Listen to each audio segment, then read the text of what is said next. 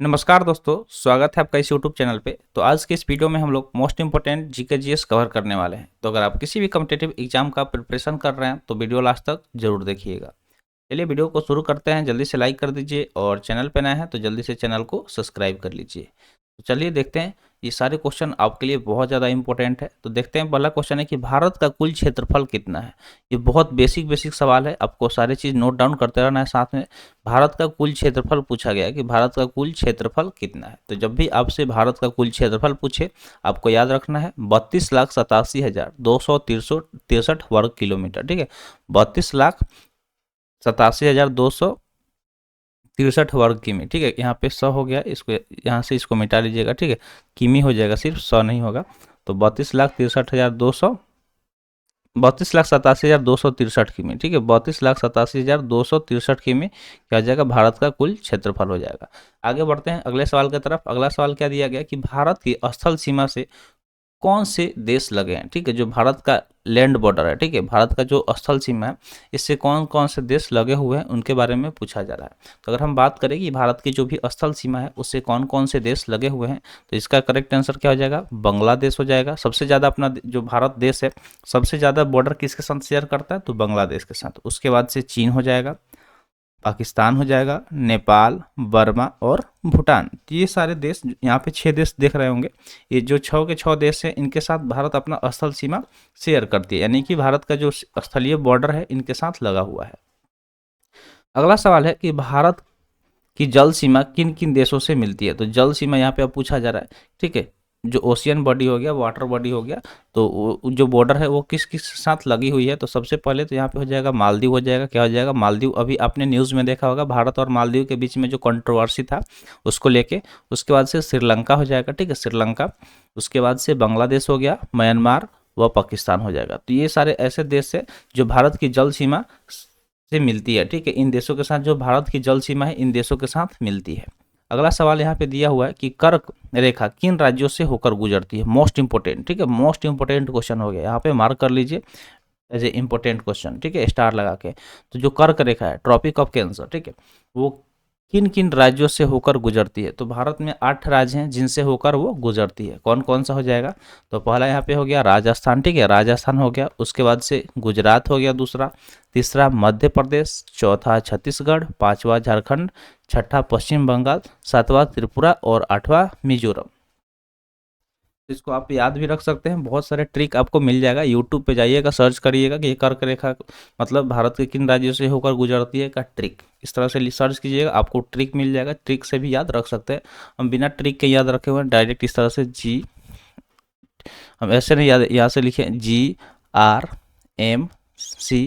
GRMC W और T और M, इस तरह से हमने याद डायरेक्ट लिखा है। तो इसको हमने इस तरह से लिखा था। ठीक है, जब आप मैप पे देखिएगा, इंडिया का मैप पर, तो कुछ इस तरह से आपको ही मिलेगा। सबसे पहले तो गुजरात है, राजस्थान हो जाएगा, उसके बाद से मध्य प्रदेश, उसके बाद से छत्तीसगढ़, फिर झारखंड हो जाएगा, फिर वेस्ट बंगाल हो जाएगा, फिर त्रिपुरा, फिर मिजोरम। तो GRMC, ठीक है, जे और WTM, इस तरह से याद कर लीजिएगा। ये कितने राज्य होगा, तो 1 2 3 4 5 6 7 8, तो 8 राज्य है जिनसे भारत में कर्क रेखा होकर गुजरती है। अगला सवाल यहाँ पे दिया गया, सवाल क्या है कि भारत की मुख्य भूमि की दक्षिणी सीमा कितने अक्षांश है। ठीक है, भारत की जो मुख्य भूमि है तो उसकी जो दक्षिणी सीमा है उसके अक्षांश के बारे में पूछा जा रहा है। तो वो हो जाएगा 8 डिग्री 4 मिनट। क्या हो जाएगा, 8 डिग्री 4 मिनट। ठीक है, उसका क्या अक्षांश है, तो 8 डिग्री 4 मिनट हो जाएगा। अगला सवाल क्या दिया गया है कि भारत का मानक समय कहाँ से लिया गया। तो जो भारत का मानक समय है, ठीक है, स्टैंडर्ड टाइम, उसके बारे में पूछा जा रहा है कि वो कहाँ से लिया गया है। तो स्टैंडर्ड टाइम इलाहाबाद के निकट नैनी स्थान से लिया गया। ठीक है, इलाहाबाद के निकट एक नैनी है, नैनी जगह है, वहाँ से ही जो भारत का स्टैंडर्ड टाइम है, मानक समय, उसको लिया गया है। अगले सवाल की तरफ चलते हैं। अगला सवाल क्या दिया हुआ है, सवाल दिया है कि भारत के मानक समय और ग्रीनविच समय में कितना अंतर है। ठीक है, तो जब भी आपसे पूछा जाएगा कि भारत का जो मानक समय है और ग्रीनविच समय है, इसके बीच में कितना अंतर है, कितना डिफरेंस है, तो आपको याद रखना है 5 घंटा 30 मिनट। ठीक है, 5.5 घंटा, 5 घंटा 30 मिनट अंतर है। 5.5 यहाँ पे लिखा हुआ है,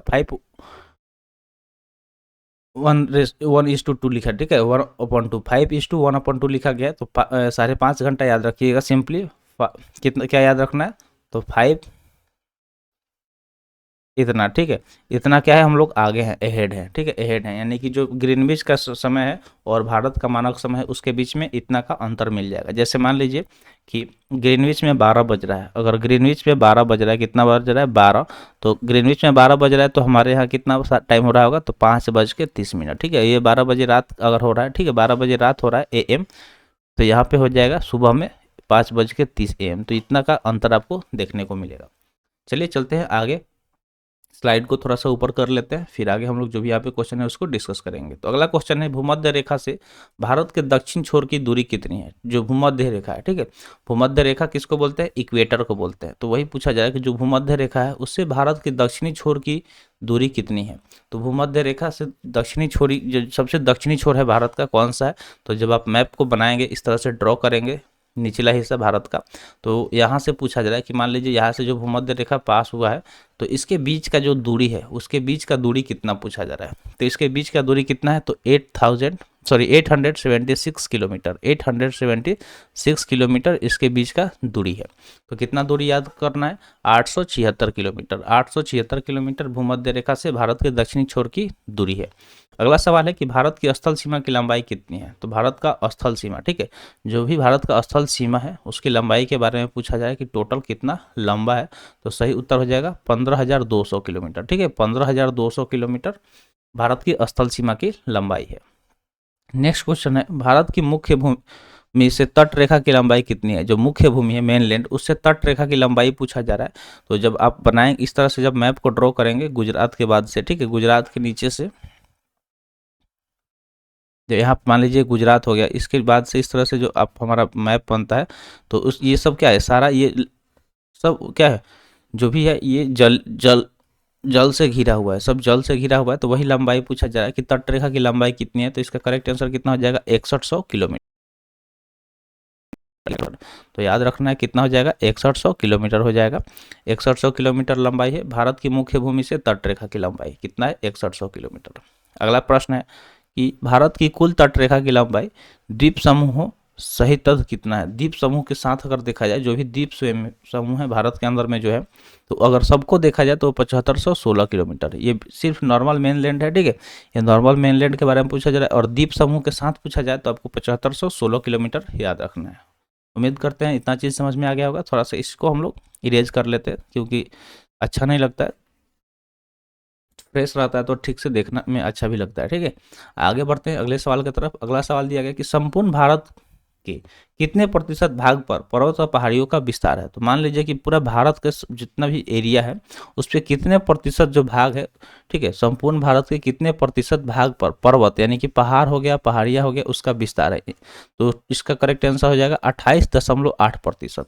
तो भारत का मान लीजिए कि 100% में 28.8% पे पहाड़ और पर्वत ही आपको देखने को मिलेगा। बाकी जो भी एरिया है कहीं पानी वगैरह देखने को मिलेगा, नदी, ये सब देखने को मिलेगा। और उसके बाद से क्या देखने को मिलेगा, तो उसके बाद से हमें लैंड देखने को मिलेगा। नेक्स्ट क्वेश्चन दिया गया कि संपूर्ण भारत को कितने क्षेत्रफल पर मैदानी विस्तार है। अब मैदानी विस्तार पूछा जा रहा है, जो कि मैदान है, ठीक है, पूरे भारत के अगर क्षेत्रफल की देखा जाए तो उसका मात्र 44%, ठीक है, 44% जो है वो क्या है, मैदानी विस्तार है, यानी कि प्लेन एरिया है।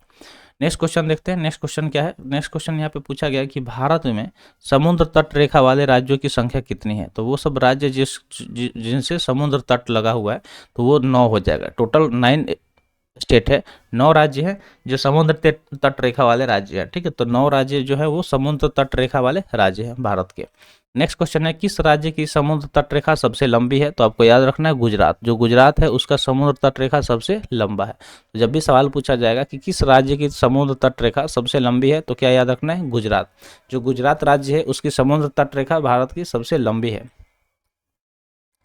नेक्स्ट क्वेश्चन देखते हैं। नेक्स्ट क्वेश्चन है, कर्क रेखा भारत के कितने राज्यों से होकर गुजरती है। तो अभी अभी हम लोगों ने पढ़ा था, आपको बताया था, ठीक है, राजस्थान GRMC वाला ट्रिक। तो यहाँ से आपको याद रखना है कि टोटल क्या है, 8, टोटल 8 राज्य है जिससे होकर कर्क रेखा गुजरती है। तो बहुत बार नाम पूछ देगा, ऑप्शन में आपको नाम दे देगा कि इनमें से किस राज्य से कर्क रेखा होकर नहीं गुजरती है। तो वो यहाँ पे आपको याद रखना है कि किस किस से गुजरती है, तो आप इजीली एलिमिनेट कर देंगे। उसके बाद से आपको इस तरह से भी पूछा जा सकता है आपसे एक सवाल कि किस राज्य से होकर गुजरती है। तो उसमें भी अलग अलग ऑप्शन होगा, और एक या फिर 2 राज्य दे देगा और ऑप्शन में दोनों दे देगा, दोनों का तो उस तरह से सवाल को घुमा घुमा के पूछा जाता है, आपको सटीक तरीके से याद रखना है ताकि सवाल कितना भी घुमाया जाए आंसर को हम कैसे भी पकड़ लेंगे। अगला सवाल है भूमध्य रेखा के निकट कौन सा स्थान है। तो जो भूमध्य रेखा है उसके निकट यानी कि नज़दीक कौन सा भारत का स्थान है, तो हो जाएगा इंदिरा पॉइंट। ठीक है, इंदिरा पॉइंट है। इंदिरा पॉइंट सबसे दक्षिणी भाग है भारत का। इंदिरा पॉइंट कहाँ स्थित है, अब यहाँ पे सवाल ये भी पूछ लिया गया कि इंदिरा पॉइंट जो है आखिर ये स्थित कहाँ पे है। अगर ये भूमध्य रेखा इक्वेटर के सबसे नज़दीक है तो कहाँ पे स्थित है, तो ये स्थित है अंडमान निकोबार द्वीप समूह में। ठीक है, जो अंडमान निकोबार आइलैंड है वहाँ पे इंदिरा पॉइंट स्थित है। नेक्स्ट क्वेश्चन है किस राज्य की समुद्र तट रेखा सबसे छोटी है। सबसे बड़ा अभी अभी हमने पढ़ा कौन सा राज्य था, तो गुजरात था। अब यहाँ पे सबसे छोटा समुद्र तट रेखा पूछा जा रहा है, तो गोवा, जहाँ पे सारे लोग चिल करने जाते हैं। ठीक है, तो जो गोवा राज्य है इसका जो समुद्र तट रेखा है सबसे छोटा है। ठीक है, समुद्र तट रेखा सबसे छोटा है और यहीं पे लोग ज़्यादा चिल करने जाते हैं, मज़े करने जाते हैं, मौज करने जाते हैं। तो चलिए बढ़ते हैं अगले सवाल की तरफ। अगला सवाल है कि भारत की स्थल सीमा किस देश के साथ सबसे ज़्यादा है। तो स्थलीय सीमा हमने बताया था शुरू में कि जो बांग्लादेश है इसके साथ भारत सबसे ज़्यादा बॉर्डर शेयर करता है।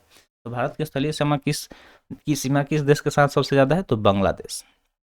अगला सवाल है भारत का कौन सा भू आकृति भाग प्राचीन है। ठीक है, भारत का कौन सा भू आकृति भाग प्राचीन है, तो वो हो जाएगा प्रायद्वीपीय पठार। जो प्रायद्वीपीय पठार है वो सबसे प्राचीन है यानी कि पुराना है। नेक्स्ट क्वेश्चन है कि भारत के पूर्वी समुद्र तट को किस नाम से जाना जाता है। तो भारत में जो भी पूर्वी समुद्र तट है उसको एक नाम से जाना जाता है, तो वो किस नाम हो, वो कौन सा नाम है, तो वो हो जाएगा कोरोमंडल तट। ठीक है, जो भी पूर्वी समुद्र तट है। ठीक है, पूर्वी समुद्र तट के बारे में पूछा जा रहा है तो कोरोमंडल तट याद रखना है। अगला सवाल है कि कोंकण तट कहाँ से कहाँ तक स्थित है। ठीक है, कहाँ से कहाँ तक है, यहाँ पे कहाँ से यहाँ तक दे दिया है, इसको थोड़ा सा क्लीन करके हम लोग ठीक कर लेते हैं। तो पूछा जा रहा है कोंकण तट के बारे में कि कहाँ से कहाँ तक। ठीक है, कहाँ से कहाँ तक स्थित है। तो कोंकण को आपको याद रखना है कि जो कोंकण तट है वो कहाँ से कहाँ तक स्थित है। तो इसका करेक्ट आंसर क्या हो जाएगा, गोवा से दमन तक। ठीक है, गोवा से दमन तक कोंकण तट स्थित है। गोवा से दमन तक कोंकण तट स्थित है। नेक्स्ट क्वेश्चन दिया गया कि लक्षद्वीप समूह के द्वीप की उत्पत्ति किसके द्वारा हुई। तो जो भी लक्षद्वीप समूह है उसके जो भी द्वीप है उसके उत्पत्ति के बारे में पूछा जा रहा है, तो वो कहाँ से हुई थी, तो वो प्रवाल द्वारा हुआ था। प्रवाल द्वारा उसकी उत्पत्ति हुई थी। अगला सवाल है न्यू मूर द्वीप कहाँ स्थित है, किसके बारे में पूछा जा रहा है। तो न्यू मूर द्वीप के बारे में पूछा जा रहा है कि ये कहाँ पे स्थित है। तो इसका सही उत्तर क्या हो जाएगा, अंडमान सागर में। अंडमान सागर में न्यू मूर द्वीप देखने को मिलेगा। उम्मीद करते हैं जो भी चीज़ें यहाँ पे बताई गई है समझ में आ रहा है आपको। ठीक है, थोड़ा सा और चीज़ें रह गई है तो इसको भी हम लोग डिस्कस कर लेते हैं।